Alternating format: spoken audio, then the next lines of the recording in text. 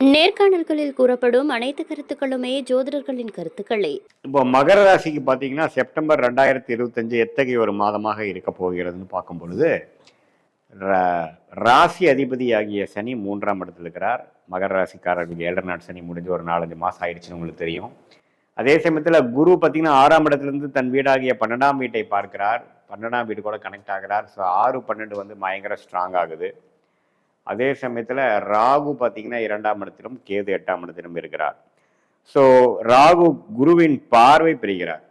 So இப்படிதான் வந்து ஆண்டு கிரகத்தின் சஞ்சாரம் வந்து மகர ராசிக்காரர்களுக்கு இருக்கிறது. அதே சமயத்தில் மாத கிரகங்கள் எப்படி இருக்குன்னு பார்த்தீங்கன்னா 7ஆம் இடத்துல சுக்கிரன் இருந்தவர் 8ஆம் இடத்துக்கு மறைகிறார். 3rd வீக்ல செப்டம்பர்ல ஒரு செப்டம்பர் 15ஆம் தேதி வாக்கில் பார்த்தீங்கன்னா மறைகிறார். அதே சமயத்தில் சூரியன் 8 இருக்கக்கூடிய சூரியன் 8 இருக்கக்கூடிய புதன் 9ஆம் இடங்கிற பாகிஸ்தானத்துக்கு வருகிறார்கள். அதே சமயத்தில் 9ஆம் இடத்தில் இருக்கக்கூடிய செவ்வாய் சனி பார்வை பெற்று தகப்பனார் பாக்கியங்களை பிரச்சனை கொடுத்துட்டு இருந்த ஒரு ப்ராப்ளம் பண்ணிட்டு இருந்தக்கூடிய செவ்வாய் விலகி 10ஆம் இடத்துக்கு வந்து குரு பார்வை பெறுகிறார். இது ஒரு அருமையான விஷயம்.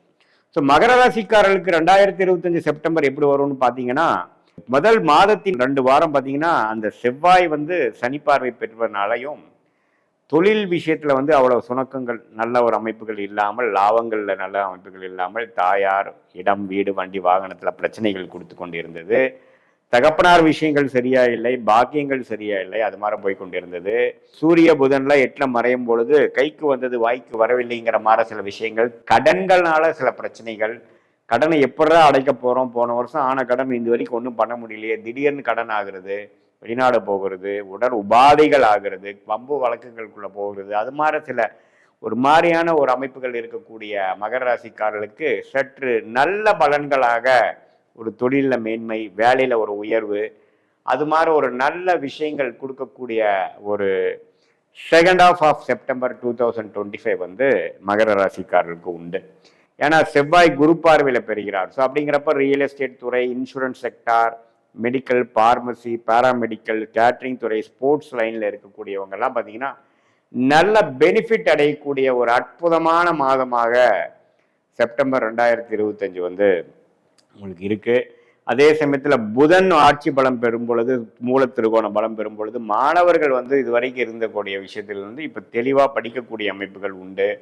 என்ன படிக்கணும், ஏது படிக்கணும், எதை குறிக்கால வச்சு படிக்கிறாங்களோ அதில் ஒரு தீர்க்கமான ஒரு அமைப்பு, அப்ரோச் அதெல்லாம் கொடுக்கக்கூடிய அமைப்பு, IT, software, accountancy, chartered accountant, அது மாதிரி துறையில் போயிட்டு இருக்கிறவங்களுக்குலாம் நல்ல ஒரு தேர்ச்சி, நல்ல ஒரு இடமாற்றம், நல்ல ஒரு வேலை வாய்ப்பு, பாஸ் ஆகக்கூடிய அமைப்புகள், அது எல்லாமே கிடைக்கக்கூடிய அமைப்புகள் வந்து புதன் ஸ்ட்ராங் ஆகக்கூடிய அமைப்புனால மகர ராசிக்காரர்களுக்கு அந்த அமைப்புகள் கொடுக்கிறது. அதே சமயத்தில் வெளிநாடு எதிர்பார்த்துட்டு இருக்கிறவங்களுக்கு சட்டுன்னு வெளிநாட்டில் விசா கிடைச்சி போகிறது, வெளிநாட்டிலே இருக்கிறவங்க வெளிநாட்டிலே செட்டில் ஆகிறது, திடீர்னு வந்து இம்போர்ட் எக்ஸ்போர்ட் ட்ரை பண்ணிட்டு இருக்கிறவங்க பார்த்தீங்கன்னா கொஞ்சம் ஒரு வாய்ப்புகள் கிடைக்கிறதுக்காக நீங்கள் போயிட்டு வர ட்ரிப்பு வந்து கொஞ்சம் பாசிட்டிவாக அமையிறது. இது மாதிரி பல விஷயங்கள் வந்து ஓரளவுக்கு அடுத்தடுத்து நடக்கக்கூடிய விஷயங்கள் வந்து பாசிட்டிவாக வரக்கூடிய அமைப்புகள் கட்டாயம் உண்டு. என்ன இதில் ஒரே ஒரு விஷயம் என்னன்னா, மகர ராசிக்காரங்கள் அதிகமான ஒரு பணப்புழக்கங்கள் இருக்குதுன்ட்டு நம்ம வந்து ஒரு கடன் படுறதோ, ஒரு டாப் அப் லோனாக போகிறதோ அப்படிலாம் போனீங்கன்னா அதை அடைக்கிறது வந்து ஒரு பெரிய விஷயமா போயிடும். ஸோ ஒரு அபிவிருத்தி பண்ணுறீங்கிறப்போ தேவையான அபிவிருத்திக்கு மட்டும் நீங்கள் பணம் வாங்கணும், கொடுக்குறதே அப்படிங்கிற மாதிரி விஷயத்துக்காக போயிடக்கூடாது. ஏன்னா இப்போ மகர ராசிக்காரங்களுக்கு ஈஸியாக கடன் கிடைக்கும், ஈஸியாக அடுத்தவங்க மணி கிடைக்கும். அப்படி இருக்கிறதுனால கொஞ்சம் இருக்கிற பிரச்சனையை சால்வ் பண்ணலாம், வேற வழி போகாம கடனை அடைப்பதற்கு கடன் வாங்கக்கூடிய அமைப்புகளாக போகக்கூடிய அமைப்புகள் உண்டு. என்னதான் வேலை தொழில்லாம் ஓரளவுக்கு நான் சொன்ன மாதிரி ஒரு டெவலப்மெண்ட் இருந்தாலும் பிற்காலத்துல வந்து அது உங்களுக்கு ஒரு பிரச்சனையா போயிடக்கூடாது. அதனால கொஞ்சம் கடன் விஷயத்துல, உடல் உபாதைகள் விஷயத்துல, வம்பு வழக்கு விஷயத்துல கொஞ்சம் கேர்ஃபுல்லா இருங்க. அகலக்கால் வைக்க வேண்டாம். எது பண்றோம், எது தேவையோ அதை மட்டும் எடுத்து செல்லக்கூடிய அமைப்புகள் கண்டிப்பாக மகர ராசிக்காரர்களுக்கு தேவைப்படுகிறது.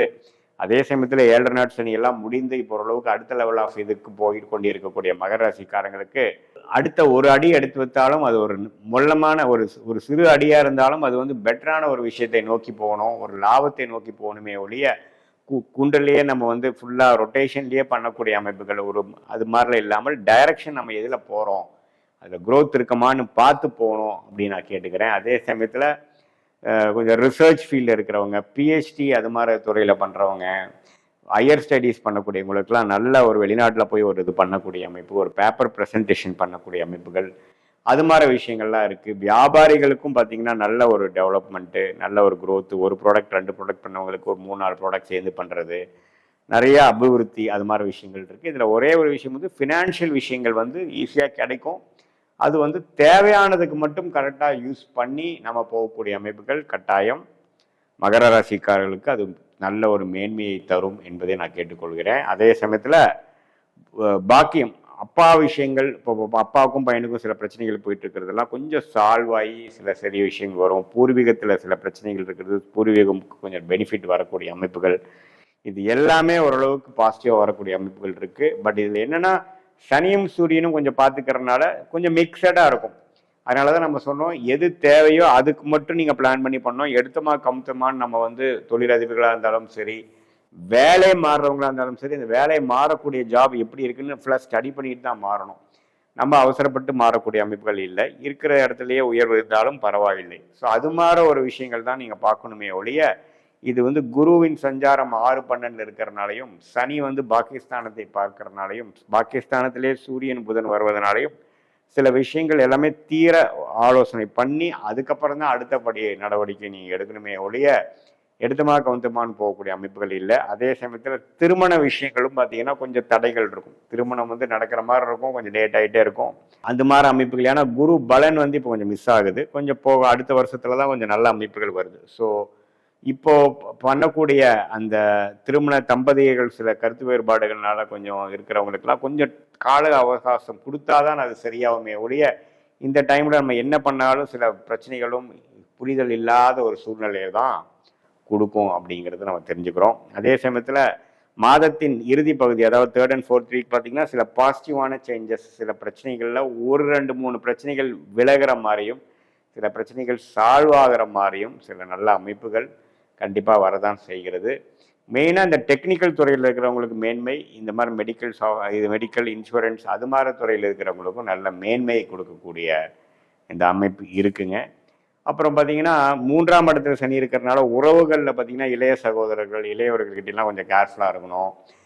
உதவிகள் செய்து கொண்டு அப்புறம் சரியாக திருப்பி அது வரலைன்னா அதுக்காக விரக்தி அடையக்கூடாது. எல்லாமே வந்து கொஞ்சம் நிதானமாக போகக்கூடிய அமைப்புகள் கண்டிப்பாக தேவைப்படுகிறது. மெயினாக பார்த்தீங்கன்னா இந்த குடுக்கல் வாங்கல் விஷயத்தில் ஒரு ஸ்கேம் மாதிரி ஒரு ரூபா கொடுத்தீங்கன்னா 2 ரூபா பண்ணலாம், ஒரு இதில் போடலாம், ஷேர் மார்க்கெட்டில் போடலாங்கிறதெல்லாம் பார்த்து கேர்ஃபுல்லாக பண்ணக்கூடிய அமைப்பில் தேவைப்படுகிறது. ஏன்னா இப்போ பார்த்தீங்கன்னா இந்த 12ஆம் வீட்டில் வந்து குரு சம்மந்தப்படும் பொழுது இப்படி கொடுத்து அப்படியே டபுள் பண்ணிடலாம், ட்ரிபிள் பண்ணிடலாங்கிற மாதிரி பல விஷயங்கள் வந்து உங்கள் கண்ணுக்கு வரும். ஸோ அப்படிலாம் நீங்கள் பண்ணாமல் கொஞ்சம் கேர்ஃபுல்லாக இருந்து தான் இப்போ பண்ணக்கூடிய ஒரு காலகட்டமாக மகர ராசிக்காரர்களுக்கு 2025 வருகிறது.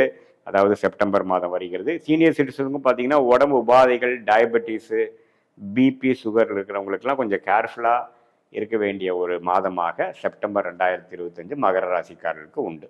இதுவரை பார்த்தது வந்து ஒரு பொதுவான பலன்களை தவிர, உங்களுடைய ஜென்ம ஜாதகத்தில் எந்த தசாபுக்திகள் போய் கொண்டிருக்கிறது, எந்த லக்னத்தில் பிறந்தீங்க, அந்த லக்னாதிபதி எப்படி இருக்குது, திக்பலம் எப்படி இருக்குது, ஸ்தானபலம் எப்படி இருக்குது, திருக்பலம் எப்படி இருக்குது, அந்த லக்னத்துக்கு ஏற்றவாறு ஒரு சாதகமான தசாபுக்திகள் போய் கொண்டிருக்கிறதா அல்லது வரக்கூடாத தசாபுக்திகள் போய் கொண்டிருக்கிறதா, புக்திநாதன் எப்படி இருக்கிறார், புக்திநாதனுக்கும் தசநாதனுக்குள்ள தொடர்பு என்ன, 6-8 காம்பினேஷன் இருக்கா அல்லது கேந்திரத்தில் இருக்கா, தசநாதனும் புக்திநாதனும் கேந்திரத்தில் இருக்கா, அது தசநாதனுக்கு 12ஆம் இடத்துல புக்திநாதன் இருக்காரா, இதெல்லாம் வைத்துதான் துல்லியமான பலன்கள் வந்து நாம் இப்போ பேசின அந்த கோச்சார் அமைப்பு, குரு பயிற்சி, சனி பயிற்சி, ராகு பயிற்சி, அப்புறம் மாத கிரகத்தின் பயிற்சி, செப்டம்பர் மாத பலன் பார்த்தோம் இல்லைங்களா, அந்த பயிற்சி பலனையும் இப்போ நம்ம பார்க்கக்கூடிய அந்த துல்லியமான தசாபுக்திகளும் உங்களுடைய பிறந்த தேதி, பிறந்த நேரம், பிறந்த ஊரை நம்ம சேர்த்து வைத்து பார்க்கும் பொழுது இன்னுமே நெக்ஸ்ட் வரக்கூடிய காலகட்டம், அடுத்து வரக்கூடிய ஷார்ட் டேர்ம்